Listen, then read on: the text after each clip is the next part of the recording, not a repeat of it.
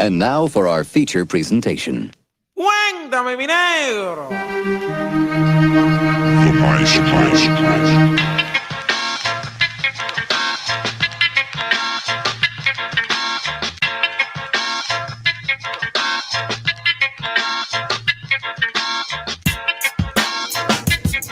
Yo, what's up, everyone? It is Maestro Master Amilcar. I am starting something early today just because I reached out to a few people this weekend after seeing what I'm about to talk about live on the ESPN Plus undercard of the Inoue fight. And I realized a lot of people didn't see it. So I am going live at 8 p.m. Eastern with Kenny T. All right, I am going live at 8 p.m. Eastern with Kenny T for Mano a Mano Monday nights, 8 p.m. Eastern. But I did want to talk about Tim Bradley and Andre Ward going in on Deontay Wilder. And I know that I'm not going to have enough time to get into this at 8. So I figured I'd just put it out there early for those of you who are not going to be able to see it. And I want to get right into this because I think it's something that everyone should definitely have a look at. So here we go. You're going to see this right now. I'm going to pull up what Tim Bradley, what Andre Ward had to say this past Saturday about Deontay Wilder. Let's have a look.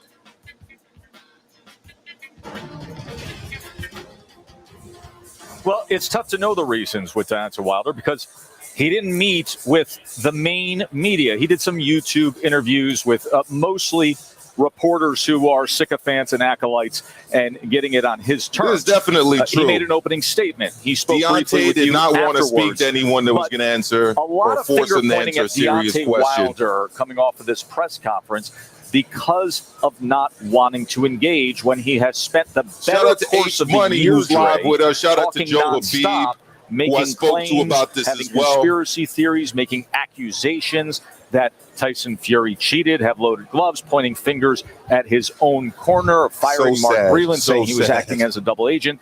The list of excuses, the list of claims goes on and on and on. And then he didn't speak about any of them. He did not speak about it. He had the headphones on. Here we go. In terms of Let's the listen to character Andre of Ward. Wilder and how he's presented himself in the sport. It's not just the last couple of years. That's how he's always been. So when you see him sort of tuning out the world and trying to tune out Tyson Fury, it's a major red flag because it looks like he's hiding. It looks like. I hope you all heard what he just said. He said that tuning him out, putting on the headphones, this is Andre Ward speaking, that it is a major red flag. Major red flag. That is what Andre Ward said about his behavior at the press conference last week. He's struggling to deal with the pressure in the moment. And of course, we all know, and Fury said it, that Wilder's always a punch away from upsetting the apple cart and winning a fight. But we're not talking about that. Wilder has called himself a king, and heavy is the head that wears the crown. You have to deal with these moments. There's a time and a place to be home and get away for 2, 3 months, 6 months. It's been 18 months. You got to be able to face this moment. 18 months, guys. Listen to Andre Ward. He is about to go in on Wilder. Listen up. Your trainer, Malik Scott, is getting involved in arguments and taking the bait from Fury as if he's the one that's going to fight in July, and he's not. And then you got the fighter who's tuning out the rest of the world. You have to face that. You have to shoulder it because here's the thing. Come July 24th, those headphones are coming off, and you got to feel the arena. Come July 24th, Fury's going to whoop that ass. That's pretty much what he's saying, but here we go. You got to face the pressure, and you got to hear the crowd, and you got to face Tyson Fury. And my question is, are you mentally and psychologically ready for that? Look, I know what it's like to come into a press conference with headsets on and glasses because I did it, Deontay Wilder. I did it. And try to tune out the world. Listen up, Deontay. He's speaking the truth right here, Tim Bradley. And he's actually talking about the Pacquiao rematch when everyone said that he didn't deserve the win in the first fight. Check out what Tim Bradley's about to say. That's what I was trying to do.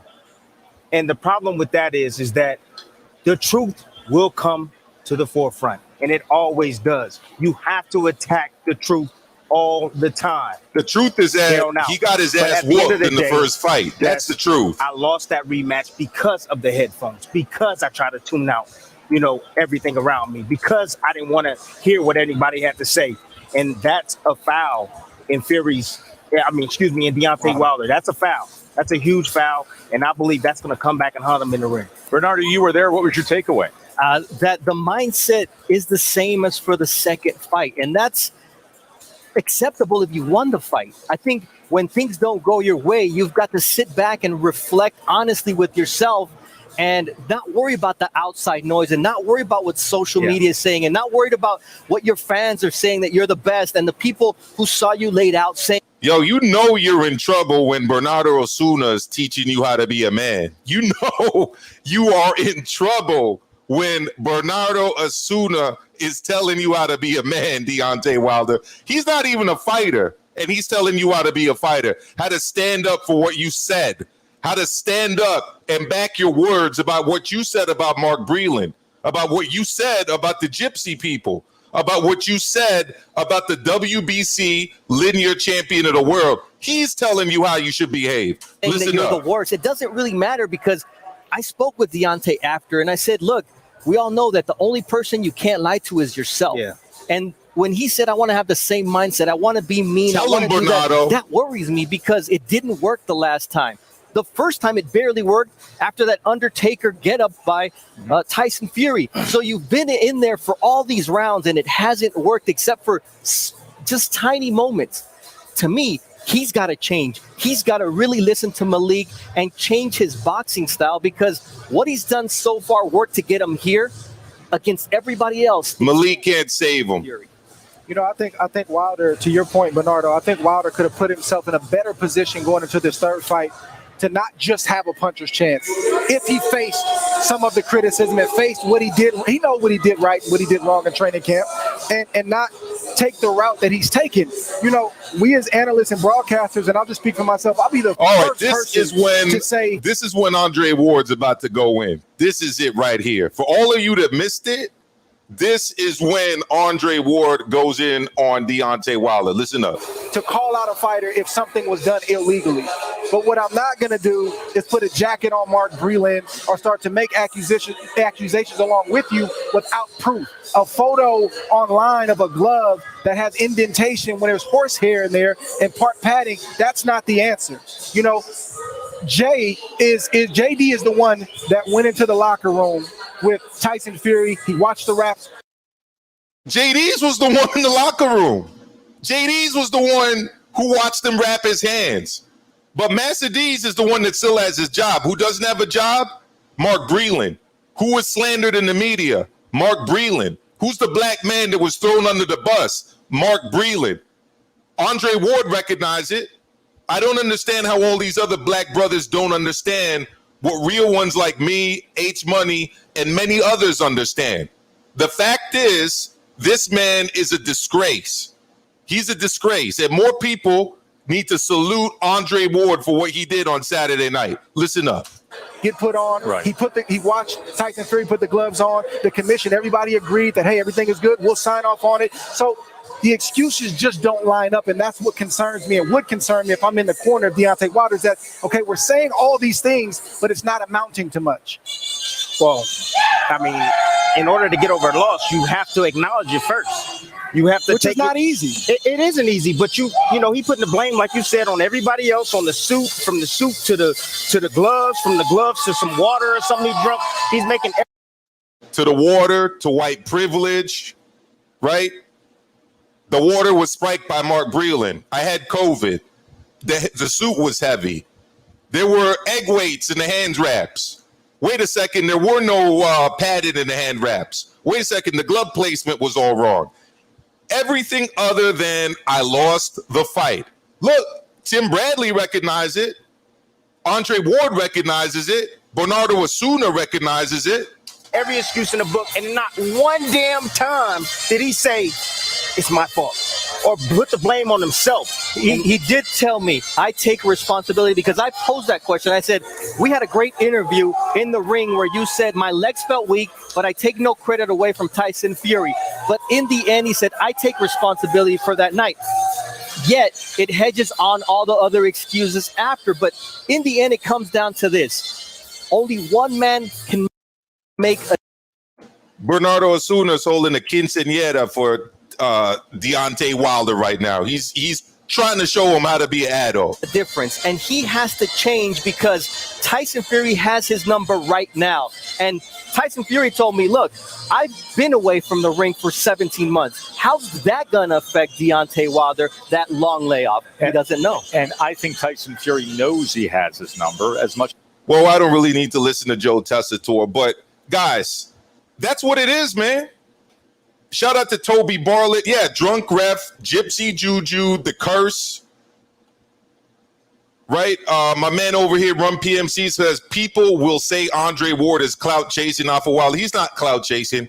He's standing up for the truth. He's standing up for the sport of boxing. He's standing up for Mark Breland, an elder statesman in the sport of boxing. That's what he was doing.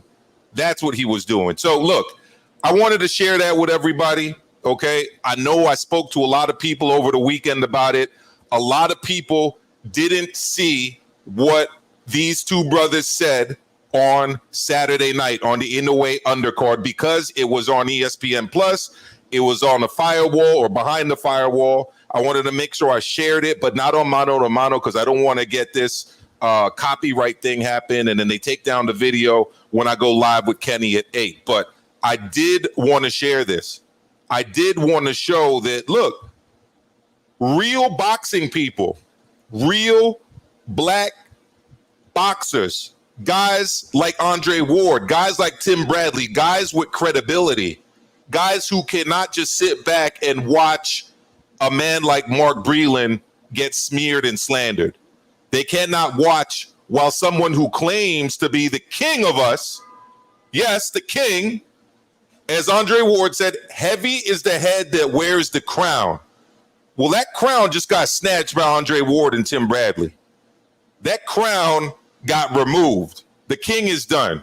The emperor has no clothes. As Chairman Mao said, it's a paper tiger. And the way things are going, the dominoes are being stacked right now for a brutal stoppage victory by Tyson Fury. That's what I'm seeing right now. People could call me a coon. People could say whatever they want. But you know what? What I've been saying, what H Money's been saying, what ringside reporter Joe Habib has been saying, what my partner Kenny T's been saying, guess what? It just got co-signed Saturday night by Tim Bradley and by Andre Ward. So I'm going to leave it at that. I'll be live at 8 p.m. Eastern with my man Kenny T for Mano a Mano Live. Please come back to the channel. Join us at the top of the hour. I just wanted to make sure that I shared that gem with you guys before the show. So thank you so much. I'll see all of you later.